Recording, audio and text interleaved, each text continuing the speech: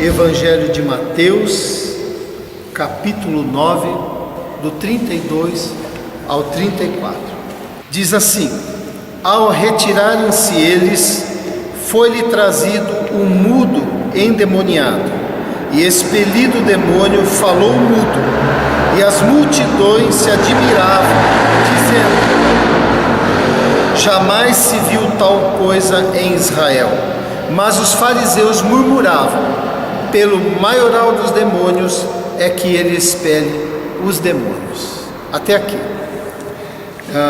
Essa passagem é uma passagem que aparece só nesse evangelho, né? Só no evangelho de Mateus, e está numa sequência aonde vai mostrando o poder de Jesus, mostrando como Jesus restaura todas as coisas. E nós temos aqui do verso 18 até o verso 26, por exemplo, mostrando que Jesus restaura a vida na história da ressurreição da filha de Lázaro, é isso? Depois segue-se do verso 27 ao 31, que Jesus restaura a visão na cura dos dois cegos. E na passagem que nós lemos, vê que Jesus restaura a fala. Então todo o texto está mostrando essa manifestação do poder de Jesus que restaura, e o milagre que nós lemos está acontecendo num lugar público, ao ar livre, aonde aqui é descrito que há a presença de uma multidão, né? Uma multidão acompanhando o que aconteceu. Nós vemos nesses relatos do capítulo 9 toda a condição humana, né? A condição humana de necessidade, a condição humana de necessidade de cura, de restauração. Mas também nós vemos a grande compaixão de Jesus, e nós vemos também como Jesus tinha experiência nas enfermidades, nas adversidades, nos sofrimentos, e também uma pessoa cheia de compaixão diante de toda essa carência, né, que a gente vê aqui, mostrando que Jesus pode restaurar todas as coisas. Então, sabedores que nós somos de que Jesus restaura a nossa vida, e Ele tem poder para isso, através do poder que opera em nós, e também através do amor dEle, através dos valores dEle, porque também nós somos restaurados pelos valores do Senhor quando a gente assume isso no coração. O que nós devemos fazer diante desse poder restaurador de Jesus? É isso que eu queria compartilhar com os irmãos. E o primeiro ensino eu queria compartilhar lá no verso 32. Dá uma olhadinha. Ao retirarem-se eles, foi-lhe trazido um mudo endemoniado. Diz o texto que trouxeram até Jesus um mudo, né? Uma necessidade, uma atitude. Alguém carente e uma atitude. Levaram até Jesus essa pessoa. E o primeiro ensino que eu queria trazer com relação ao poder restaurador de Jesus é que nós devemos trazer as nossas lutas, mas também a de outros, até Jesus. É simples, né? Como está no texto aqui. Jesus é aquele que tem o poder de transformar a nossa vida. A gente tem experimentado essa transformação, as mudanças que têm ocorrido, as respostas de orações que nós temos feito, que o Senhor tem dado. E nós temos visto também como Jesus, Ele é compassivo, é cheio de compaixão para com a nossa vida. Apesar de todas as nossas escorregadas, o Senhor não perde a paciência com a gente e continua operando em amor, em compaixão na nossa vida, né? É claro que a gente deve fazer tudo o que a gente pode, nosso esforço, né? Nosso esforço, tudo aquilo que nós podemos fazer diante das dificuldades, mas devemos fazer isso na fé, devemos fazer isso crendo em Jesus, buscando em Jesus. Mas assim como nós também realizamos todo o nosso esforço em Cristo, nós também devemos realizar o nosso descanso em Cristo. Então, seja o esforço, seja o descanso, deve ser feito por meio da fé. Seja o esforço, seja o descanso, deve ser feito crendo em Cristo. E é por isso que nós sabemos que tudo isso é possível, porque Jesus transforma, porque Jesus tem o poder de restaurar. É que além das nossas lutas, a gente deve apresentar a de outras pessoas. E no Evangelho a gente tem essa exortação, né? Olha o que Paulo diz aqui: antes de tudo recomendo que se façam súplicas, orações e intercessões de graça em favor de todos os homens, em favor de todas as pessoas. Em favor da sua família? Sim. Em favor dos teus irmãos na fé? Sim. Em favor daqueles que são achegados de você? Sim. Mas em favor de todos os homens, de todas as pessoas. Pessoas que tem lá na sua rua, pessoas que você fica sabendo, notícias que você vê na televisão, autoridades, todas as pessoas, né? Todas as pessoas, todos os homens, por toda a humanidade, por gente que está perto, por gente que está longe, por gente que você conhece, por gente que você não conhece, por gente que você tem afinidade e por gente que você não tem tanta afinidade. A palavra diz assim: recomendo que se faça súplica, orações, intercessões e ações de graça por todos os homens. Ou seja, neste quesito e em outros, o Evangelho não recomenda a panelinha, né? É em favor de todos os homens, de todas as pessoas. Alegrem-se na esperança, sejam pacientes na tribulação, perseverem na oração. Então, diante desse primeiro ensino, você tem buscado as suas lutas diante do Senhor? Eu acho que sim, cada um de nós temos feito isso, né? Diante das nossas dificuldades, buscado o Senhor.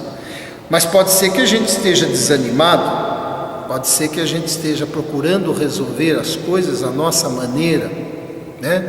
E muitas vezes a gente também está enfraquecido na nossa confiança. Pode ser. Mas a palavra vem para dizer que o Senhor tem o poder de restaurar, né? Agora, além dos seus problemas, você tem se importado com aqueles que estão à sua volta, né?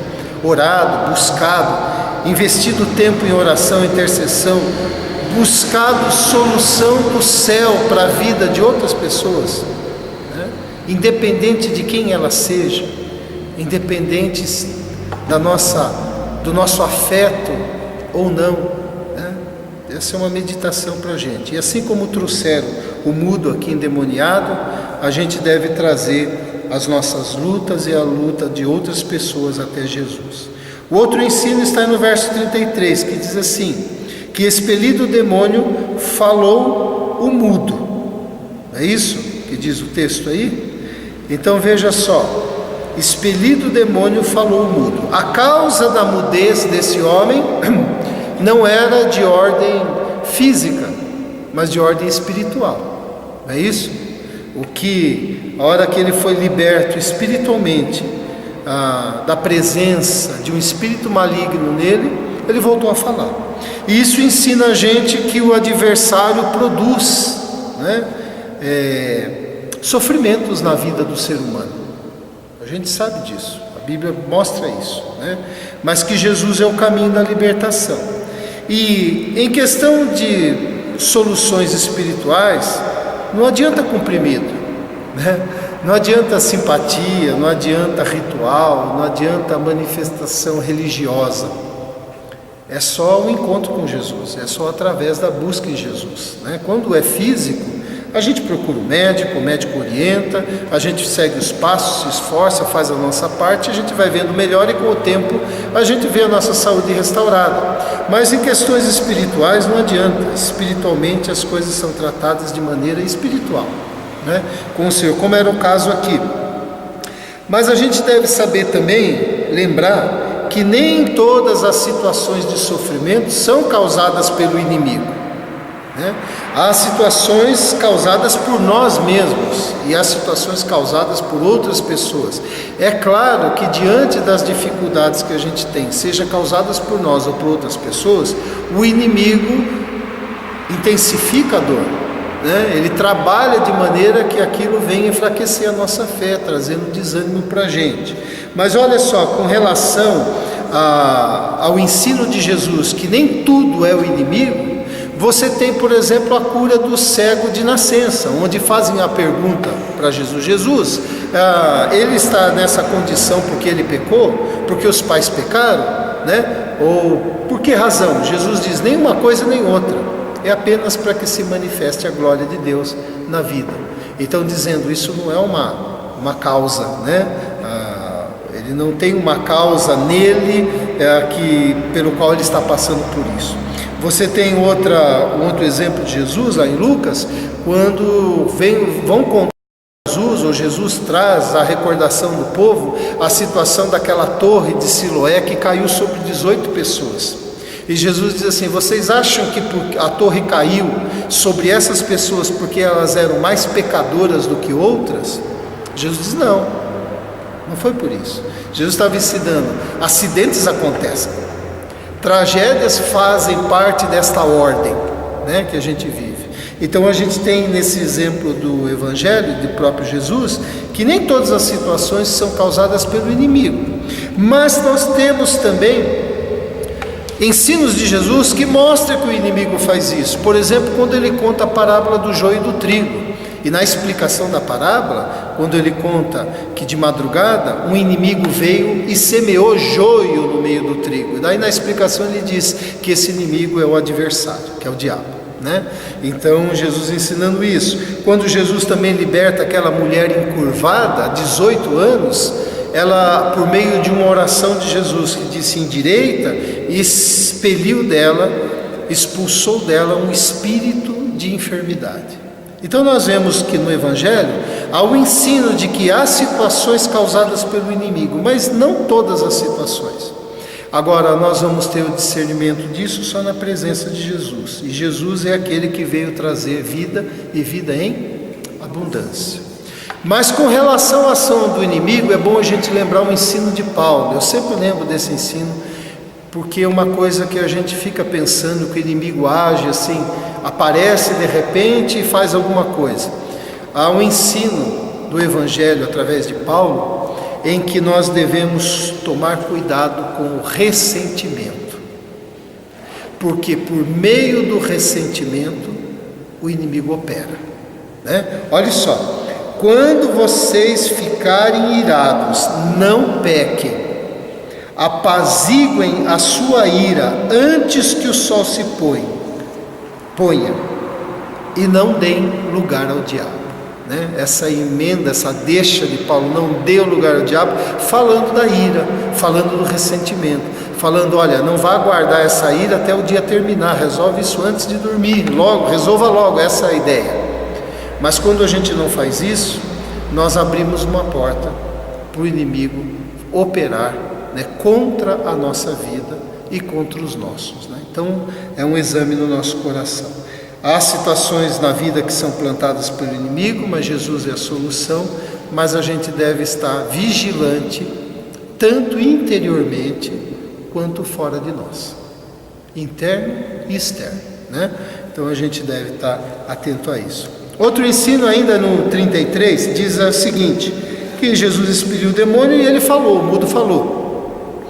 E as multidões se admiravam, As obras de Cristo, as obras de Jesus são admiráveis e a gente deve reconhecer isso na nossa vida. Esse é um ensino tão simples. Aquela geração teve um privilégio assim, único. Simplesmente Deus andou no meio deles. Jesus é Deus, Jesus andou no meio deles, Jesus conversou com eles. Jesus andou pelas ruas, pelas vilas, pelos bairros. Jesus topou com as pessoas, com as famílias, entrou em casas. Olha que privilégio, Agindo com amor, agindo com poder. E a gente pode pensar que hoje isso está distante da gente, mas a palavra diz que não. A palavra diz que a mão do Senhor não está encolhida. Não é isso? Continua como Jesus presente, agora o Espírito Santo operando em nós, o seu amor e o seu poder operando na nossa vida, produzindo obras que são admiráveis, porque tudo que Jesus fez foi ligado ao bem e ligado ao amor, e Jesus realizou em grande parte os impossíveis para a gente, E é isso que o Senhor opera. Quantas coisas na sua vida você disse que era impossível, e hoje você vê que a coisa aconteceu. não é? Você já parou para pensar nisso? Que nas situações que você passou, no calor, né, da aflição, ou da dúvida, ou do desconhecido, ou de imaginar como as coisas iam se resolver, você tinha dentro de você um sentimento de que aquilo era impossível, não é? E o tempo passou, e as coisas mudaram. Às vezes mudaram rápido, às vezes nem tanto, mas mudaram. Aí o impossível foi feito por quê? Por nós? Pelo Senhor, né? Que operou na nossa vida. Então é assim, e o desafio é a gente enxergar essas obras admiráveis na nossa vida. Se a gente não enxergar, não haverá gratidão no nosso coração. Se a gente não enxergar, nós não ficaremos fortalecidos por aquilo que Deus já realizou, diante daquilo que Ele ainda pode e vai realizar, né? Então é importante isso. Então você consegue reconhecer o amor, o cuidado, a provisão, a resposta de oração, o milagre, as intervenções de Jesus na sua vida?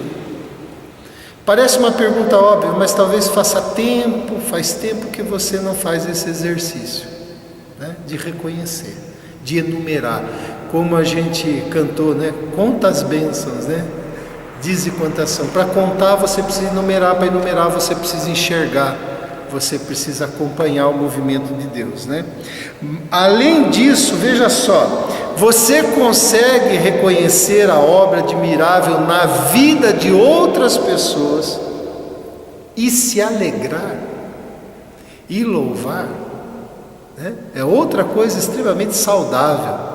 Reconhecer que Deus está operando de maneira maravilhosa na vida de outra pessoa, se alegrar com aquilo e louvar o Senhor por isso, porque as obras de Cristo são admiráveis, não só na nossa vida. O povo ficou admirado, não foi pelo que aconteceu na vida de cada um deles, mas foi pelo que aconteceu na vida daquele mudo. Olhou, se admirou, se encantou, se alegrou e disse: jamais se viu tal coisa em Israel, por algo que aconteceu na vida do outro. E a gente vive um tempo em que aquilo que acontece de bom na vida do outro não está produzindo alegria no coração das pessoas. Antes inveja, antes concorrência, antes competição. Antes a pergunta: por que está acontecendo para ele e para mim não? Né? A gente está vivendo um tempo assim, de muito egoísmo e de muita distância um do outro. Mas no Evangelho a gente é desafiado a reconhecer as obras de Jesus na vida dos outros também. E por último, o verso 34, que diz o seguinte: que os fariseus murmuravam, pelo maioral dos demônios é que ele expele os demônios. Dizendo isso a respeito de Jesus, né? Pelo maioral dos demônios é que Jesus estava influenciado para fazer as obras que fazia. Então o ensino é que a inveja religiosa cega a simplicidade do olhar. O povo olhou e se admirou. O povo olhou e enxergou. O povo olhou e disse: jamais vi uma coisa dessa em Israel. No entanto, os religiosos que enxergaram, olharam, não viram a mesma coisa, murmuraram, não é isso? Por quê? Por causa da inveja recheada da religião, não é isso? E a gente sabe o que é isso, porque a gente vive isso também, né? Vive um tempo muitas vezes que um grupo não se alegra o que está acontecendo de bom com outro grupo, porque só acha que as coisas boas têm que acontecer no grupo dele, né? Mas o Senhor opera em todas as pessoas que o buscam, todas as pessoas que clamam por Ele, o Senhor atende, né? Se manifesta. Então veja, esses dois grupos nós vamos ter sempre presente na obra de Deus: aqueles que se alegram e aqueles que murmuram, aqueles que se encantam e aqueles que sentem inveja, né? E o pior da cegueira de não enxergar isso é o que estava movendo o coração deles, que era a inveja de Jesus, a inveja da popularidade de Jesus, a inveja do conhecimento de Jesus, a inveja do poder de Jesus, a inveja das obras que Jesus estava realizando. A inveja é uma coisa destrutiva na nossa vida, né? E em qualquer lugar que ela se manifesta, ela não leva para baixo só o invejoso, mas carrega, faz um estrago em quem está perto, porque magoa, né, as pessoas, porque afasta as pessoas. Não é assim? Ambiente de inveja é complicado, né? A inveja é proibida pela vontade de Deus na Bíblia. Ela produz disputa, né? Produz competição, e aonde há disputa e competição não há mão estendida, não há generosidade, né? Ela é uma obra da carne, como diz Paulo lá em Gálatas, e impede o crescimento da pessoa, como ser humano, porque não quer tudo para si, não consegue se alegrar com o que de bom há no outro e inveja daquilo que acontece na vida do outro. Há muitas histórias na Bíblia que falam disso. Lembra de Caim com seu irmão? Lembra dos filhos de Labão, dos irmãos de José, de Saul, não é isso? De Amã, lá no livro de Esther. E eu pergunto, o fim de todos esses não foi bom, nem de Caim, nem dos filhos de Labão, nem de Saul, nem de Amã, nem dos irmãos de José. Foi ainda pela graça e misericórdia de Deus, né? Mas eles pastaram bastante e nunca esqueceram o que fizeram para o irmão, né? Então não é um caminho que o Evangelho aconselha, antes proíbe, porque é contrário ao amor. Quer ver? O amor é paciente, o amor é bondoso, não inveja, não se vangloria, não se orgulha. Se é contrário ao amor, é contra Cristo. Se é contrário ao amor, é contra o Evangelho. Se é contra o Evangelho, não vai produzir uma coisa boa na vida de ninguém, né? Então, como é que está o movimento do seu coração? Você sente ciúmes de quando alguém está bem? Quando uma coisa boa acontece a outro? Ou está acontecendo a outro e você não está vivendo um bom momento? Você tem ciúmes disso? Inveja disso? Você louva o Senhor quando um irmão é usado? Quando Deus usa uma outra pessoa e não você? Talvez você até esperasse que fosse você, mas o Senhor escolheu outro. Será que a gente louva o Senhor por isso? Você está contente com o que Deus tem te dado? Ou seus olhos estão sempre querendo mais, a ponto até de querer o que o outro tem? São coisas que a gente precisa examinar o coração, né? Então veja, Jesus é o grande restaurador das almas, restaurador das situações internas e externas. A gente viu isso aqui no Evangelho. Quando a gente é restaurado interiormente, do lado de fora também acontece mudança, né? Acontece mudança. A cura desse mudo ilustra isso, essa verdade, de como Jesus vem e restaura a vida. E diante desse Jesus que restaura, a gente viu hoje que nós devemos trazer as nossas lutas, mas não só as nossas, a de outros também, diante de Jesus. A gente viu que precisamos saber que há situações na vida que são plantadas pelo inimigo, mas que Jesus é a solução, que Jesus restaura isso por meio da fé. E que as obras de Cristo são admiráveis, e a gente deve reconhecer isso na nossa vida e na vida de outras pessoas. Amém? Amém? Guarda no seu coração essa palavra, porque essa palavra nos faz melhores, né? Nos faz mais parecidos com o que Jesus espera da gente. Pai querido, eu te louvo, Senhor, pela mensagem que fala da restauração, do poder de Jesus que restaura, como Jesus restaurou aquele mudo endemoniado que passou a falar e se transformou num instrumento de testemunho no meio do povo, despertando no povo sentimentos, despertando nos religiosos também sentimentos, ó Pai. Ó Deus, que os nossos sentimentos com relação à restauração do Senhor, seja na nossa vida ou na vida de outra pessoa, possa ser um movimento de gratidão, de louvor e de alegria. Ó Deus, se o nosso coração entrou aqui triste por algum motivo, possamos saber que o Senhor é aquele que restaura todas as coisas. Antes de restaurar o que está fora de nós, o Senhor quer restaurar o que está dentro do nosso coração. Porque restaurando o que está dentro, o lado de fora também vai mudar. Nós cremos nisso, agradecemos pela Tua palavra e pedimos que com a bênção do Senhor, o Senhor multiplique, o Senhor aplique essa palavra em cada coração que vai ouvir essa mensagem, para a honra e glória do Senhor, em nome de Jesus. Amém. Amém. Deus abençoe.